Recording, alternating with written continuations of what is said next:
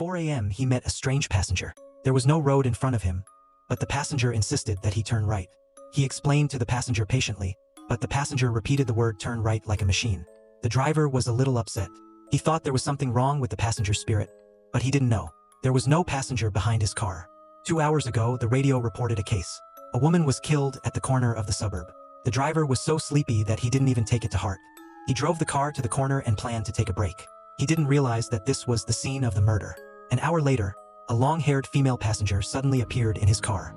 She was wearing a white dress. She asked the driver to take her to the Sanding Hotel. But the driver searched the destination on the navigation and found that there was no such place at all. But the passenger said he knew the location. The driver had no choice but to take her away. I don't know if it's because it's cold at night. The driver always felt cold in the car.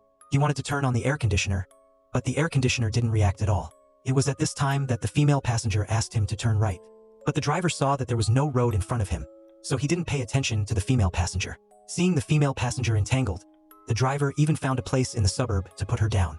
However, before the car entered the city, a black hand slowly reached over. The driver was almost scared out of his wits. He couldn't figure out what was going on. The navigation suddenly sent a signal to the destination, but it was clearly a road. There was no hotel. The driver was so scared that he didn't dare to get out. He carefully turned the rearview mirror. He wanted to see if the female passenger in the backseat was still there. Who knew that the female passenger suddenly appeared in the backseat? The car door seemed to be locked and could not be opened. The seat belt could not be untied.